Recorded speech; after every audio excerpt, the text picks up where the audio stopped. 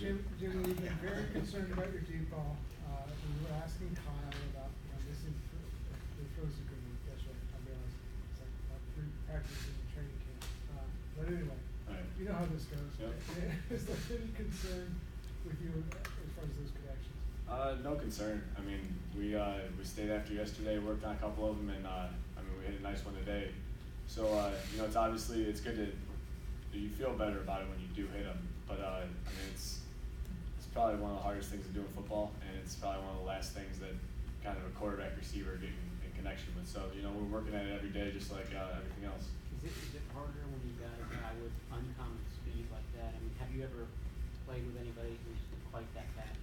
We were actually just talking about it. I mean, it's different throwing a go ball to Marquise than it is to another receiver. I've never had a receiver like Marquise where you just have to change a couple things, tweak a couple things, and you're dropping. I don't know. It happens differently. So that the acclimation to one another is obviously growing, and like I said, it was good to hit one today though. Kind of on that same topic, you've had a bunch of different receivers working with that first group. How is that adjustment? Does that make it more difficult for you? Do you have to look and know who's out there in terms of timing? You always see in the huddle before you call the play and everything. You look who's at what position and whatnot. But I think it's good that we do that. Football, there's a ton of injuries that happen throughout the season, and so to be able to get those reps with different guys and different line groups and stuff like that, it's only going to help our team when you hope you get no injuries, but it's going to happen at some point. Hey Jimmy, considering the injury that Richard's come back from, were you as curious as most people in terms of assessing what you saw, how he moved, and what have been your impressions? Yeah, in OTAs when I first met Rich, he was an outstanding leader for our defense, and it was something that we needed, and he brought just that confidence to our defense during OTAs when he wasn't even practicing. And so you can see it out there. Our defense has been playing tremendous. They just have a swagger about them that I love. What about in terms of how he moved? And you're playing against him, obviously he's on the other side of the ball, but given the seriousness of his injury, any impressions about what you've seen of him physically? He would know better than me, but I think he's moved pretty well. All of our DBs, they make it tough on us offensively. They don't want to give up anything deep, so it's hard to throw the deep ball against them, and we have to take what they give us type of thing. But all those guys have been playing tremendous this camp so far. Jimmy, obviously, the work with Marquise highlighted the day, but you had another pass with Jarek coming out of the backfield. Mm-hmm. What does he provide for you in the passing game? We all know what he does, with the ball in his hands coming from the backfield, but what about the air? Yeah, all the backs really. Jarek, he's a unique talent though. He could do things out of the backfield. You could line him up in the slot. We had a nice screen to him today that he broke off for a big one. So he could do so many different things that it's hard for a defense. What do you put on a linebacker, safety, a corner? It's pick your poison type of thing. So it makes my job a whole lot easier. Jimmy, you talked about possible adjustments from Marquise. Is part of that maybe speeding things up because it was like not 90 yards downfield? Well, yeah, unless you can throw the ball 100 yards, you got to speed some things up. Just really how you read the play out though. You're looking for certain things from the DBs to tip you off, shoulder tilt, whatever, hips open, hips closed, whatever it is, and you just have to realize those things faster than you would on an average play. I think Buckner was able to get a hand on one of your passes today, and it almost looked like you were trying to do a jump pass over because you saw it. Yeah. What's it like back there and knowing like he and Armstead have that height and what you have to do to get through that? Yeah, it's you have to be creative with your arm angles, getting the ball around them. A couple sidearm throws today just to make the completion so you guys can go make plays after it. But that's part of being a quarterback. Dante Pettis has embraced his weirdness. He says he has blue hair. He likes cats. And he also I didn't know that. He also says he moves differently, and he has crazy legs. What are your impressions of him so far, and have you noticed his quote unquote weirdness being embraced? He moves differently than most guys. He has some long limbs, long arms, long legs, and it helps him create space with defenders. He has a unique ability, I call it wiggle, whatever you want to call it though, just his body moves in a certain way and he explodes out of the break and separates a foot from a guy, and that's all you need. So as a quarterback, you love to see that. Just you know, he's young, he's learning, just like all these young guys are. I mean, it's their first training camp, so I mean, we all have a long way to go, but he's working hard every day, and it's good to see that.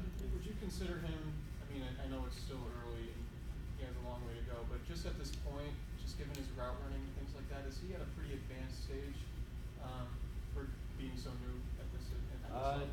I think all the young guys, it's hard to judge. We're only 4 days into this now, so I mean, I can remember when I was a rookie, your head's almost spinning every day. New stuff is going in that you've never heard before, and you have to pick it up an hour before practice. So it's you know, I think he's doing a great job. He really is. Just all those young receivers, the running backs, tight ends, all of those guys are just working so well together, and they put in the time. And I mean, that's really what it comes down to when you're young.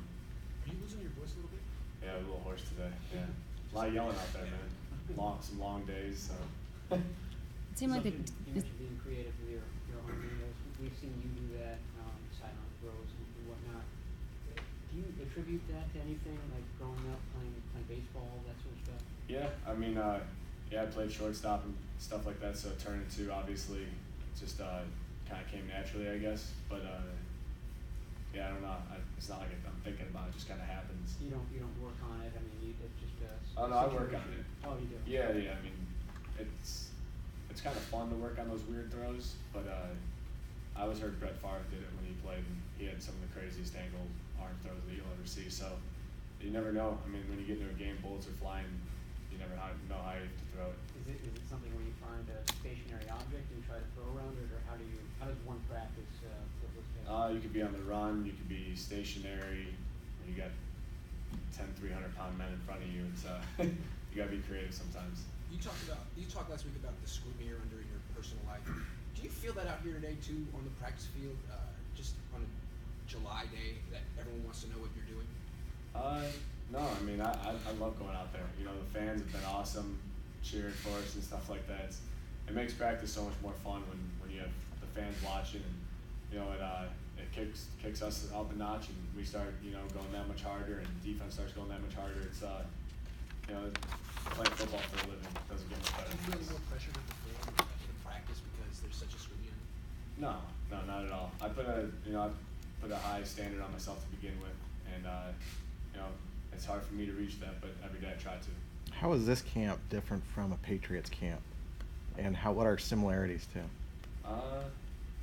It's pretty similar for the most part, actually. I mean, the long days, you know, we get in here at whatever, 6 o'clock in the morning, don't leave till the sun's going down. So it's, I mean, every camp's structured a little differently, you know, with walkthroughs and meetings and things like that. But for the most part, it's pretty similar.